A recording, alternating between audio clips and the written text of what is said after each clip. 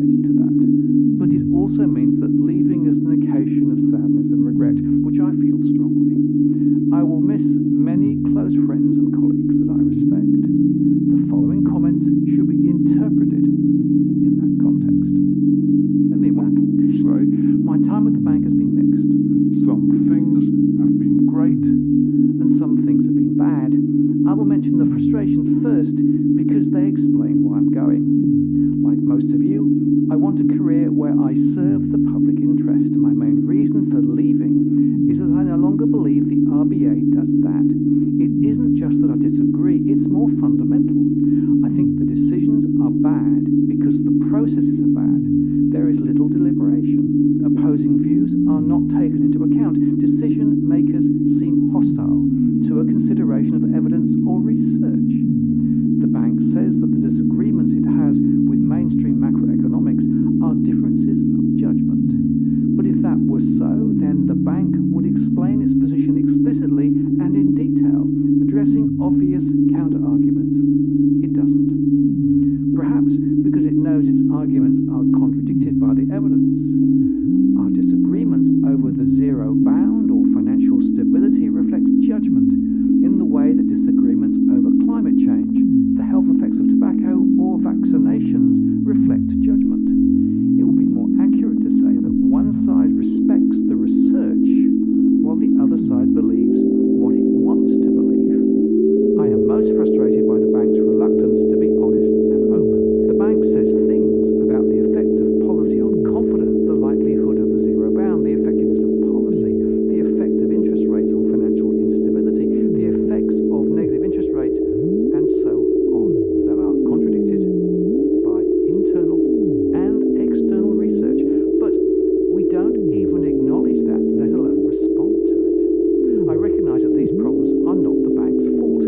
We have a board that does not understand monetary policy or statistical research. FOI legislation greatly stifles policy deliberation. The media misreports us. The public criticizes errors of commission and ignores errors of omission. So although there are lots of great people at the bank, our environment makes the organization dysfunctional. Whatever the reason, I do not belong here. That said, there are also big parts of my job that I loved and will miss, in particular writing RDPs, where I felt the RBA made major contributions to public discussion. For this, I was blessed with great co-authors. Now, this is what Bloomberg said about this FOI. Australia's central bank does little deliberation, ignores opposing views, and its decision makers seem hostile to a consideration of evidence or research, according to Peter Tulip, a former senior member of its economic research department. We have a board that does not understand monetary policy or statistical research, Tulip said in a farewell email to colleagues when he resigned from the Reserve Bank in August, according to a Freedom of Information release on Friday. So, although there are lots of great people at the bank, our environment makes the organizational dysfunctional. His comments come about a week after former Prime Minister Paul Keating criticised the central bank for failing to do everything it could to help the government finance programs that would combat unemployment. Tulip, in an August interview, said the RBA's senior leadership had failed to make a compelling case against deploying negative interest rates to help revive the economy. The RBA's board comprises of the governor, his deputy, the head of the Treasury, and 6 independent members drawn primarily from industry. The RBA cut its cash rate to 0.25% at an emergency meeting in March and set a 0.25% target on the 3-year bond yield to lower borrowing costs across the economy, as well as implementing a lending facility for banks that was boosted last month. RBA Governor Philip Lowe has said negative rates are extraordinarily unlikely in Australia, citing potential downsides on consumption and sentiment. The bank says things about the effect of policy on confidence, the likelihood of the zero bound, the effectiveness of policy, the effect of interest rates on financial instability, the effects of negative interest rates, and so on, that are contradicted by internal and external research, he wrote in the August the 12th letter. But we don't even acknowledge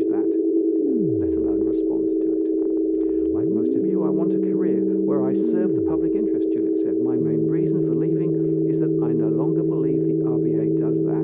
It isn't just that I disagree, it's more fundamental. I think the decisions are bad because the processes are bad. There is little deliberation. Opposing views are not taken into account. The RBA board convenes its monthly meeting on Tuesday and is expected to keep policy unchanged ahead of the government's budget due a few hours later. Now, Dr. Tulip is chief economist at the Centre for Independent Studies now and published an article on Friday agreeing with Mr. Keating, further arguing that there is something structurally wrong at the RBA and that most board members were business leaders with little economics training or monetary policy background. He confirmed with the Sydney Morning Herald and The Age that he was the author of the RBA Fell Note, but declined to say whether his views are widely held among staff at the central bank, saying he'd prefer others spoke for themselves. But this is what he wrote. Last week, Paul Keating blasted the Reserve Bank of Australia for its indolence and timidity. He complained the RBA was too slow to raise interest rates in the late 1980s, then was too slow to bring them down again in the early 1990s, and now again the bank is dithering. This is a recurring problem. We also saw it in the RBA's tardy response to the mining boom, which saw the CPI rise by 5% in 2008 to be saved by the GFC.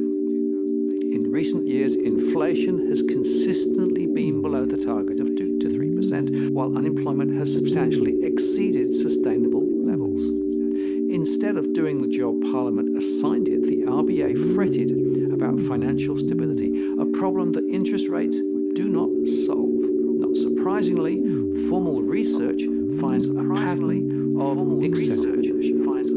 As Keating argues, there is something structurally wrong at the RBA. These errors are too systemic to be attributed to a few mistakes by selected individuals. One explanation is the composition of the RBA board. Most board members are business leaders with little training in economics and no background in monetary policy.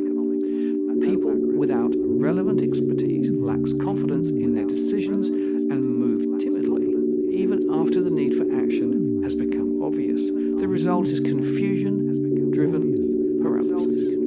The lack of expertise on the board is a problem for other reasons. Most board members are not equipped to seriously challenge, let alone disagree with the governor. When the governor makes a mistake, the board is unable to identify it, much less correct it. These issues place recent debates on monetary policy in perspective. Several academics have argued for a change in the RBA's target, for example, to nominal GDP or a price level. However, if the RBA is unwilling to meet its objectives, tweaking those objectives is missing the point. It's like a cricket coach telling a bowler which stump to aim at when the bowler can't even land the ball on the pitch. We need to fix the RBA structure and incentives before we start fine-tuning its objectives. To which I would add, well, we're getting close now to understanding the core structural issue that we have in Australia. And that is that the RBA and the regulators, ASIC and APRA, all of course connected back through to Treasury, are frankly missing the point and have been partially responsible, nay, majorly responsible, for a number of the policy missteps that we've had over the past 20 years. Unless we move to a structurally different arrangement with very different roles and accountabilities, we won't be able to climb out of the hole that we've been digging. So good on Peter Tulip for calling it out, but I'm not sure that those in power will take much notice, because they haven't up to this point and seem committed to just digging in the same direction, even if that's straight down towards a non-reversible black hole. I'm Martin North from Digital Finance Analytics. Many thanks for watching, and I'll see you again next time.